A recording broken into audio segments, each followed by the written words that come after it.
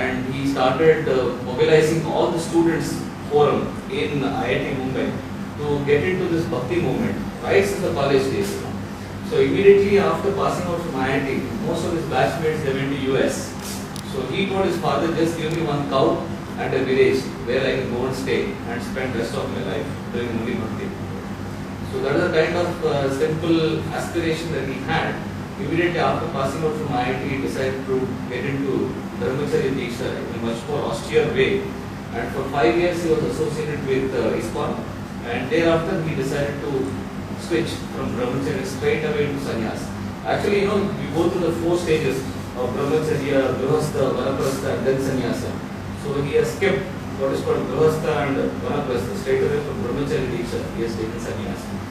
And in fact, since his ISKCON days, he had been a wide publisher of books of different translations written by Prabhupada, and he has been very active in distribution of Bhagavad Gita, even in for the Bhakti Vedanta book trust.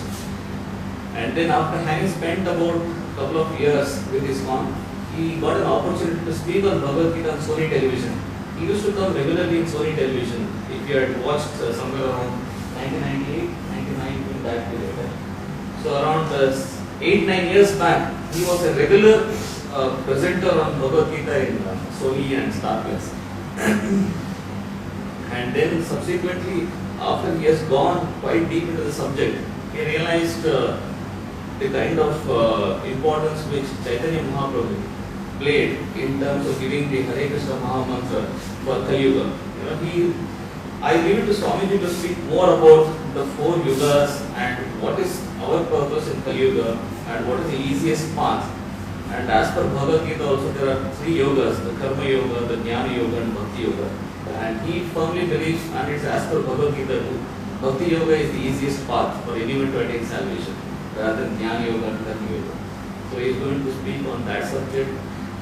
Maybe I think that if you would prefer having more of an interactive session rather than me speaking, how you like it to be? Yeah, maybe that is better. Perhaps initially 15 minutes or so if you can speak and then we can have interaction. That would be better. Yeah, definitely. Yes.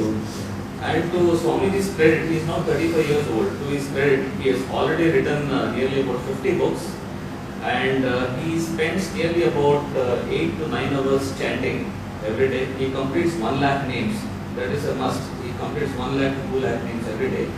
And he spends about 8 hours in writing books and translations. He spends about 4 to 5 hours with his devotees all over the world through the chat. He interacts with all the people across the world through the net. And he spends only about 3 to 4 hours of sleep. So that is how his 24 hours pattern is. Yes, you can also visit his website www.nithai.org, from where you can download or .com, www.nithai.com. Nithai, N-I-T-A-I, Nithai. N-I-T-A-I.com. So from that website, you can get linkages to several websites and you can download all the books. It is available free of cost, and there's complete exposition of Puranas, Upanishads, Vedic translations, Bhagavad Gita, everything is available on the net. So now I leave it to Swamiji.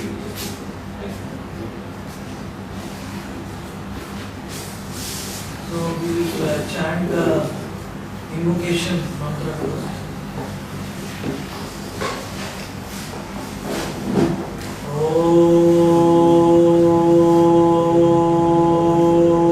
Om Namo Bhagavate Vasudevaya.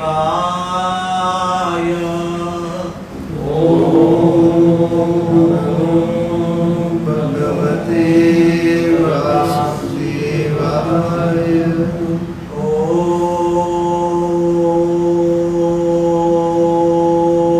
Om Namo Bhagavate Vasudevaya. Om Namo Bhagavate Vasudevaya. Om Namo Bhagavate वासुदेवाय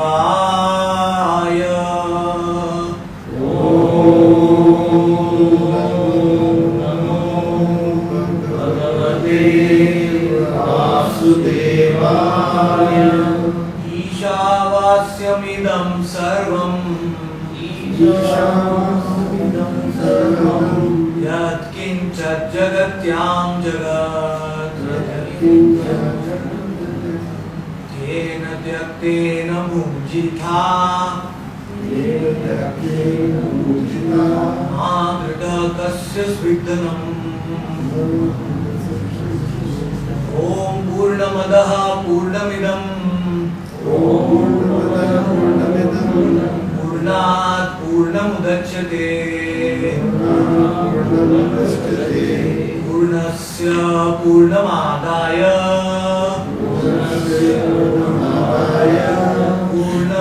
पूर्णमेवावशिष्यते ॐ अज्ञानतिमिरान्धस्य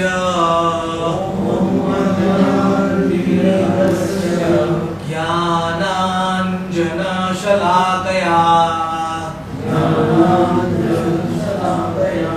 चक्षुरुन्मिलितं येन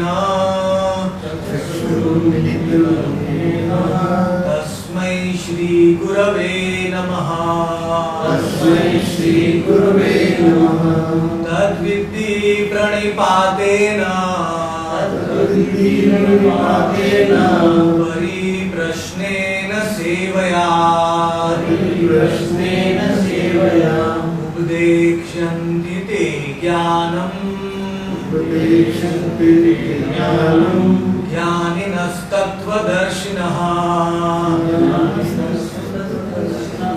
सर्वधर्मान् परित्यज्य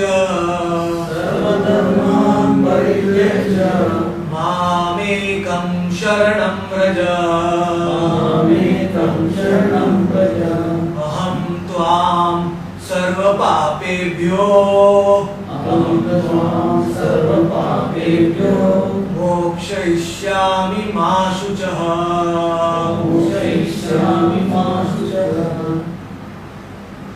जय श्री कृष्ण चैतन्य प्रभु नित्यानंद श्री अद्वैत गदाधर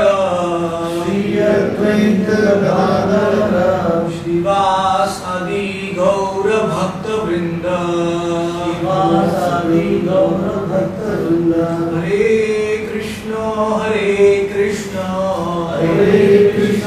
हरे Krishna Krishna Krishna Hare Hare Hare Ram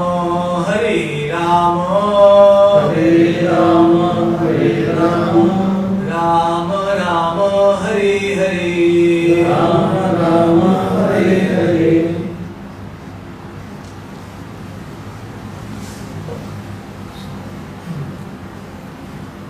The fundamental principle of any kind of spiritual awakening is a spiritual sound vibration.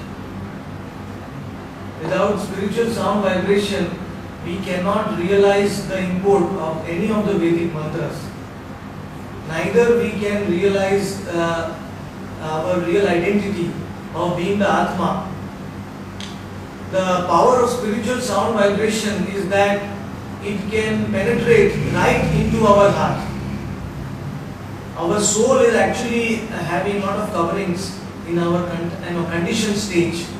As per the Gita, Lord Krishna says, Bhumi, Rapo, Nalo, Vayu, Kham, Mano, Buddhi, Cha, Ahankara, Iti, Yamme, Vinna, Prakriti, Ashtadha. That the soul is covered by the Sukshma Sharir and the Sthula Sharir, gross body and the subtle body. And it is fully identifying with these two coverings. So, to realize the potential of our soul, we have to penetrate into the gross body as well as the subtle body and actually awaken the soul by spiritual sound. Just like when we sleep in the night, we cannot awaken in the morning without sound. We need sound to get up in the morning, either alarm or somebody wakes us up in the morning, then we get up from sleep. So similarly, the soul is been sleeping for many lives because the soul is not realizing the own potential. Aparegam mitostvanyam prakrutim viddhi me param. Jiva bhuta mahabaho jayedam dhargati. That the soul has the potential of actually not only creating wonderful things in this material creation, but actually regaining the original position of the soul in the spiritual creation. That should be our main business in this human life. First step is to make this material creation as better as we can and help as many souls as we can. But ultimately we have to understand that this is not our permanent place, permanent home. We are going to stay here 60, 70, 80 years. We try our best. But ultimately, Mrityu Sarva Haraschaham, we have to leave all our arrangements which we have made throughout our life. So, as per the Vedas, there are two kinds of spiritual activity. One is prayas and one is shreyas.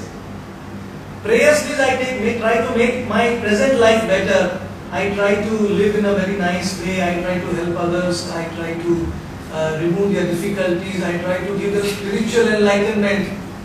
But higher understanding is shreyas.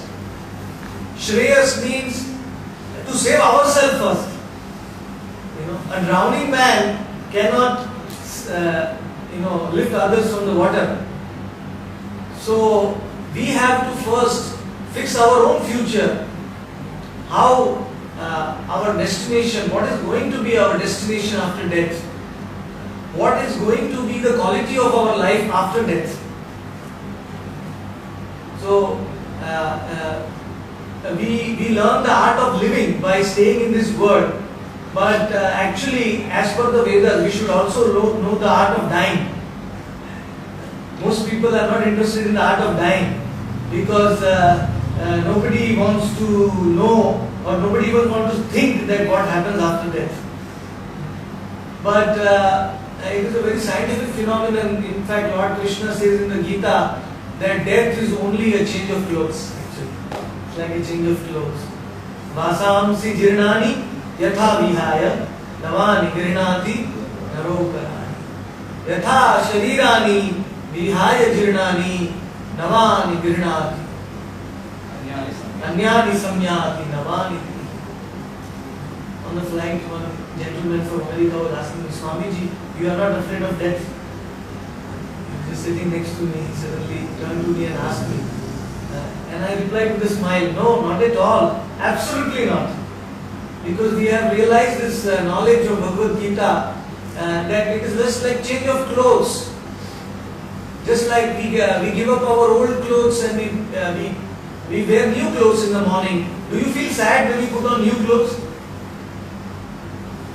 In the morning? Nobody, we feel happy to put on fresh clothes. Similarly, the Atma, the soul, it gives up the old body when the body becomes unfit for inhabitation. Either old or accident or in some many different ways when the body becomes unfit. Then the soul just gives up the old body and goes into a new body. So we actually don't die at all. So a sober person who understands this knowledge is actually not bewildered by death at all. It's just like changing of bodies. So this is very important. This is known as the art of dying in the Bhagavad Gita. So actually in the Vedas it is stated that our whole human life is actually a preparation for our next destination. Like whatever we are doing now, we are actually doing for our future, right? We are working hard, we are always thinking about the future. Nobody works without the future. So what the Vedas say is this whole human life itself is an activity for our future. And that is our destination after death. Because we don't die, so a whole new dimension opens up. What is going to happen to us after that? So this whole human life is a preparation. It's an exam. Anta kale cha mameva smaran muktva kaleva. Lord Krishna says that the whole goal is to become in condensed spiritual consciousness at the time of our death. Our consciousness at the time of our death will determine our next destination of our soul. And the consciousness at the time of death is determined by what? Determined by our activities throughout our life. Nobody can claim to become successful in our final exam without preparing during our life. Just like no student can imagine to excel in the exam by studying on the last day. It's not possible. So that is why our attempts are very noble. We may try to live a very noble life, try to help others, but ultimately, as per Lord Krishna in the Gita, he says that Janma Mrityu Jara Vyadhi Dukkha Doshanu Darshanam. However hard we try, these 4 defects in human civilization we cannot eradicate. What are the 4 problems? Which we cannot eradicate, however hard we try. In the Bhagavad Gita, these are described as doshas. Dukkha Doshanu Darshanam. Because there are inherent doshas of this material body, and these are Janma, birth, Mrityu, death, Jara means old age, and Vyadhi means disease. These 4 things cannot be avoided by any amount of endeavor in this material world. So one should try to find out a permanent solution to these 4 problems of human life, and that is spiritual knowledge. Throughout our life, we should try not only to improve our situation in this material world, but we should try permanently to solve these 4 doshas, and that is only possible by spiritual sound vibration, by akarma, by the activities of akarma. There are 3 kinds of activities: karma, vikarma and akarma. Vikarma are activities which are not done according to the injunctions of the Vedas, which we do blindly without considering the Vedic injunctions. Then there is karma, that are activities which are done as per the instructions of the Vedas, but still they are in the mode of 3 modes of material nature: sattva gun, rajo gun and tamo gun, goodness, passion and ignorance. Whereas akarma are activities which are done totally, which are purely spiritual, and which do not give us a material reaction, which do not lead us to our next birth, which do not lead us to our death, do not lead us to disease, do not lead us to old age. That is known as akarma. So, in Bhakti Yoga, our main activity of akarma starts by mantra meditation. It is described by Krishna in the Bhagavad Gita that Yajnanam Japa Yajñosmi. That of all kinds of sacrifices, I am the sacrifice of Japa Yajna, meditation, mantra meditation. Because by mantra meditation, one can not only solve the material problems, but also the problem of life and death. So that is the most important activity of akarma. By the powerful sound vibration of the mantra, all the influences in our life, all the karmic influences are actually destroyed. That is the power of sound, spiritual sound. That chindante sarva karmani chiyante chatra samshaya drishta evat manishwari. One can actually see the Atma by mantra meditation, by sound vibration. One may sit to meditate on silence for a very long time, but our mind is so much filled with thoughts and desires that they arise in our mind constantly. So silent meditation is not prescribed in Kali Yuga because our internal sounds are so much. The internal sounds are so powerful. So that is why Lord Krishna says in the Gita that Yajnanam Japa Yajñosmi. You select a mantra which is very powerful, the sound, and you meditate on that sound, and that sound will awaken the soul to spiritual consciousness. And then at the time of the death, the soul will actually attain a spiritual form. It will not take another birth in the material body. It will attain a spiritual form in the spiritual world, in the association with God. And there is no more birth, no more death, no more disease, and no more old age. And one never falls down into this material world again. It's very hopeful. Actually, Bhagavad Gita is very optimistic. It's not pessimistic. In fact, Lord Krishna says in the Gita that Yad gatva na nivartante tadhama paramam mama. That one who comes to my abode will never come back here again in the material world. Na nivartante. Nivartante means to fall down. It's a fall because the spiritual world is higher and material world is lower. So it's a fall. Fall is from a higher place to a lower place. So in the spiritual world, the Atma is not covered by any coverings like the gross body or the subtle body. The Atma itself is present as a spiritual, in a spiritual